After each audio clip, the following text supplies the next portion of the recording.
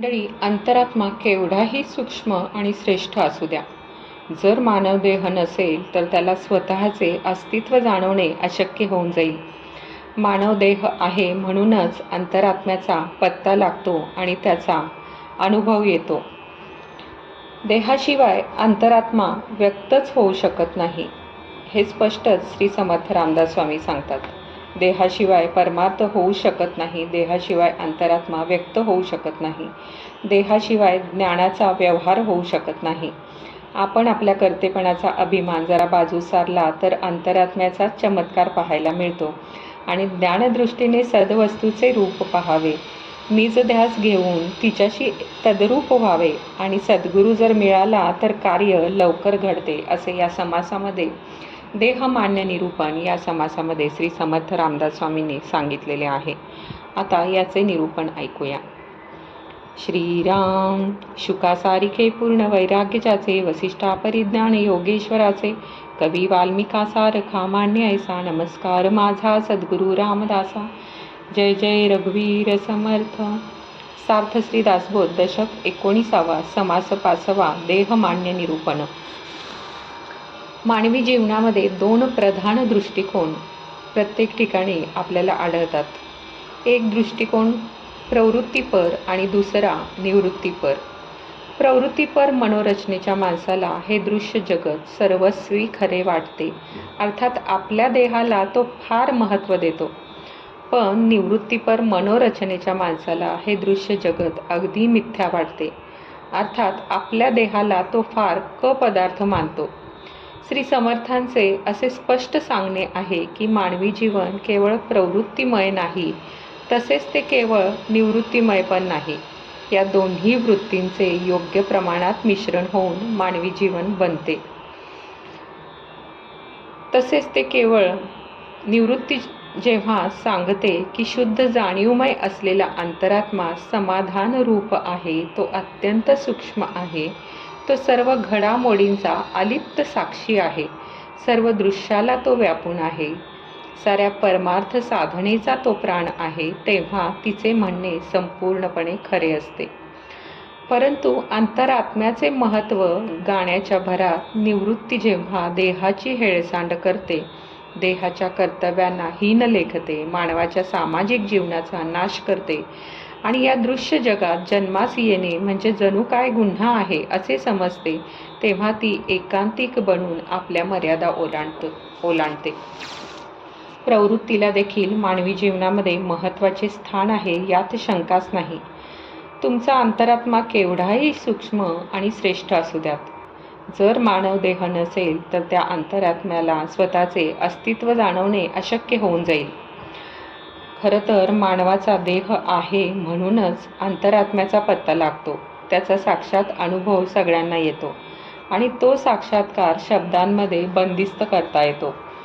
आत्मज्ञानासाठी सर्व संग परित्याग करावा लागतो हे मान्य आहे, परंतु सर्व संग परित्याग करून आत्मदर्शनासाठी धडपडणाऱ्या संन्याशाला देखील देहास जगवावेच लागते आणि त्यासाठी अन्नपाण्याचा शोध करावाच लागतो. भारतीय जीवनामध्ये मध्ययुगाच्या सुमारास देहाच्या मूल्याबद्दल फार हीन, निकृष्ट आणि अविवेकी दृष्टिकोन शिरला. त्यामुळे देहाच्या उपयुक्ततेविषयी फारच विकृत कल्पना पसरल्या आणि भारतीय समाजाच्या लौकिक जीवनाचे अतोनात नुकसान झाले. सामान्य भारतीयाला या जगातील ऐश्वर्य, सत्ता, पराक्रम, कीर्ती आणि सुधारणा यांचे विशेष महत्त्व वाटेनासे झाले. पण ज्ञानाच्या निरनिराळ्या शाखांची उपासना करणाऱ्या एकनिष्ठ पुरुषांची परंपरा खंडित झाली, ही सगळ्यात मोठी शोकांतिका आहे. श्री समर्थ यात्रेच्या निमित्ताने जेव्हा सबंध भारतभर हिंडले, तेव्हा ही शोचनीय परिस्थिती त्यांच्या नजरेस पडली. म्हणून कृष्णातीरी परत आल्यानंतर त्यांनी आपले तत्त्वज्ञान निराळ्या म्हणजे परंपरागत परमार्थाची भाषा सोडून असणाऱ्या शब्दांनी मांडायला आरंभ केला.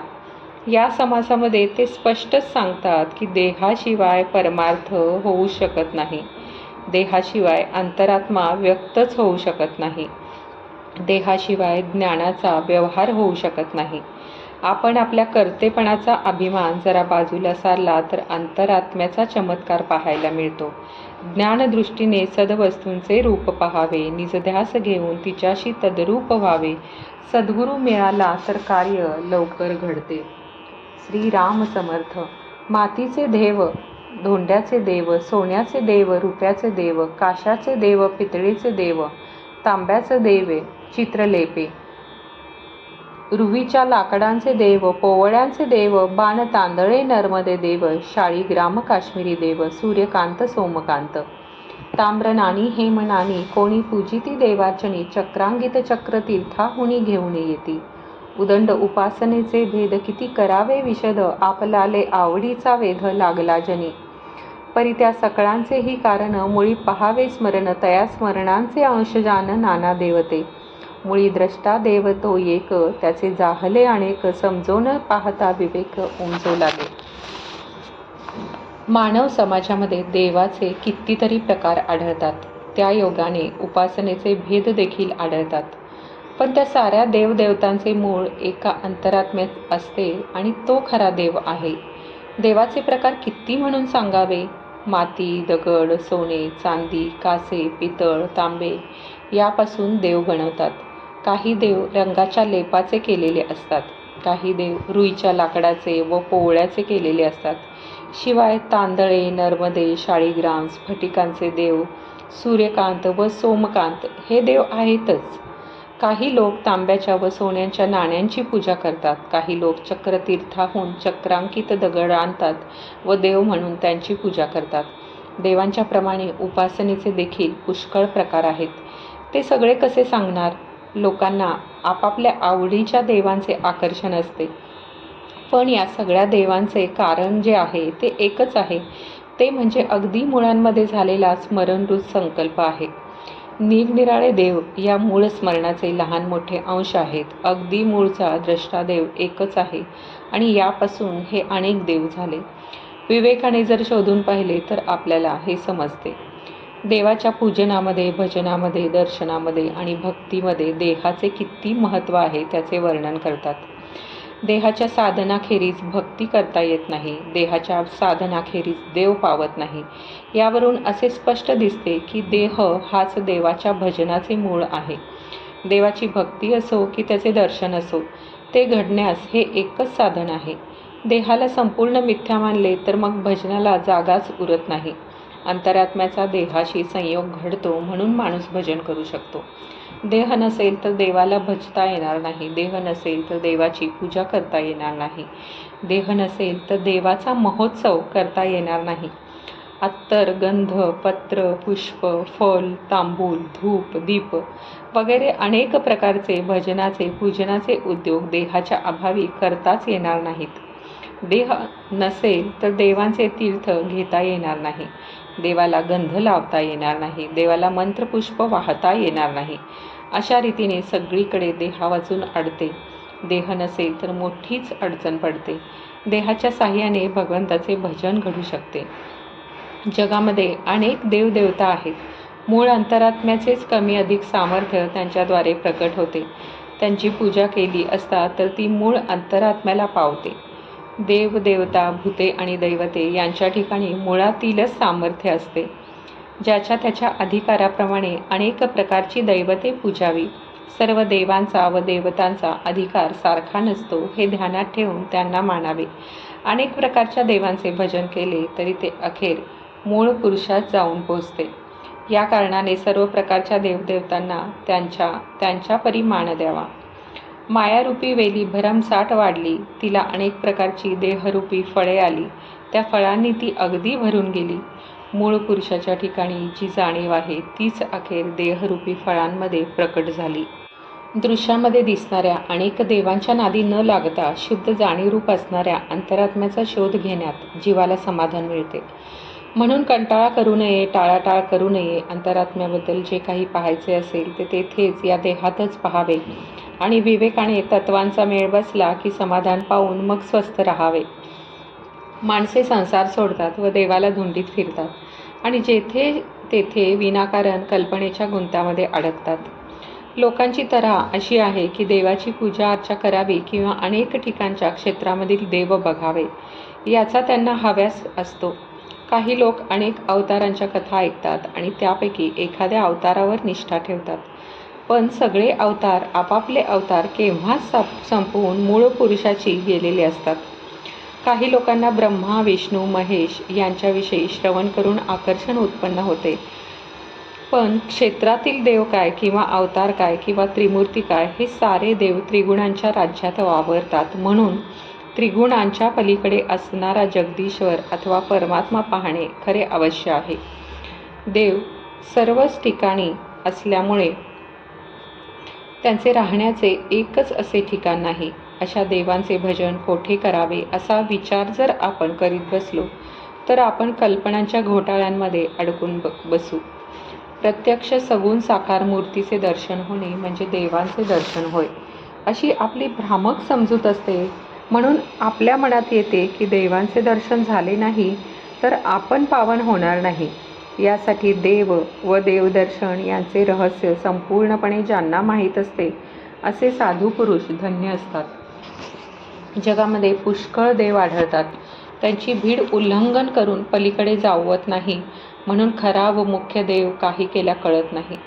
मानव समाजामध्ये आढळणारे नाना प्रकारचे देव अखेर सारे मानवनिर्मित आहेत आणि त्या सर्वांना निर्भयपणे बाजूस सारून जो देवाचा शोध करतो त्यासच खरा गुणातीत देव सापडतो. हा प्रखर विचार श्री समर्थांनी किती निसंदिग्धपणे सांगितला आहे याचे आश्चर्य वाटते. विचारांच्या घट्ट भूमिकेवर ठामपणे उभे राहून मूर्तिभंजन करणारा नास्तिक यापेक्षा अधिक काही सांगू शकत नाही. पण तो केवळ विचारांच्या कक्षेतच वावरतो, म्हणून त्यास खऱ्या देवाचा प्रत्यक्ष अनुभव येत नाही. श्री समर्थांना तो होता. हा दोघांमधील मोठा फरक आहे. माणूस कर्तेपणाच्या भ्रमात वावरत असतो, त्यामुळे देवाचे कर्तृत्व आकलन करण्यास लागणारी सूक्ष्म ज्ञानदृष्टी त्याच्या ठिकाणी नसते. म्हणून आपल्या कर्तेपणाहून बाजूला सारावे, म्हणजे मग खऱ्या देवाला पाहता येते. आपला कर्तेपणा सोडून पाहू लागल्यावर देवाचे गुप्त रहस्य थोडे आकलन होऊ लागते. खरा देव म्हणजे शाश्वत वस्तू होय. ती अनंत आहे, कल्पनातीत आहे. ज्ञानदृष्टीने ती पाहावी आणि निदिध्यासाने तिच्याशी तदाकार होऊन राहावे. खरा देव किंवा शाश्वत परमात्मस्वरूप इंद्रियांना दिसत नाही व मनाला भासत नाही. कल्पांताच्या वेळी देखील त्यास नाश नाही. चांगले पुण्यबल नसेल तर त्याच्यावर मनाचा विश्वास बसत नाही. माणसाच्या मनामध्ये सपाटून कल्पना येत राहतात. त्याचप्रमाणे त्याची वासना नाना प्रकारच्या खूप इच्छा करत राहते. माणसाच्या अंतरंगात अनेक प्रकारच्या वृत्ती उदय पावतात. मनाची अशी स्थिती जोपर्यंत आहे तोपर्यंत खऱ्या देवाचे दर्शन होणे शक्य नाही. म्हणून जे कल्पनारहित तत्व आहे तीच शाश्वत वस्तू आहे. त्या वस्तूला अंत नाही, म्हणून तिला अनंत असे म्हणतात.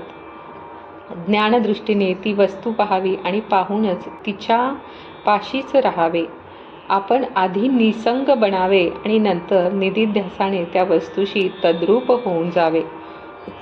संपूर्ण संगत्याग होऊन निदिध्यासाने वस्तूशी तद्रूप झाल्यावर माणसाच्या हातून ज्या अनेक लीला व विस्मयकारक गोष्टी घडतात त्याची कल्पना बिचाऱ्या सामान्य जीवाला येऊच शकत नाही. संतांची संगत आणि स्वतःचा अनुभव या दोन साधनांनीच ही स्थिती अंगी बांधते. खऱ्या देवाच्या दर्शनाची स्थिती व परिणामी अवस्था अशी सूक्ष्म आहे. ती कळली तर अधोगती चुकते. साधकाला सद्गुरूंचा लाभ झाला तरच त्याच्या कृपेनेही उत्तम अवस्था फार लवकर येते. इति श्री दासबोधे गुरुशिष्य संवादे देहमान्य निरूपण नाम समास 5वा समाप्त. जय जय रघुवीर समर्थ. तुम्हाला हा व्हिडिओ आवडल्यास कमेंट, लाईक, शेअर करा आणि पुढील बुद्धिवाद निरूपण या समासासाठी हे चॅनल सबस्क्राईब करायला विसरू नका. तसेच कमेंटमध्ये लिहा जय जय रघुवीर समर्थ. श्रीराम.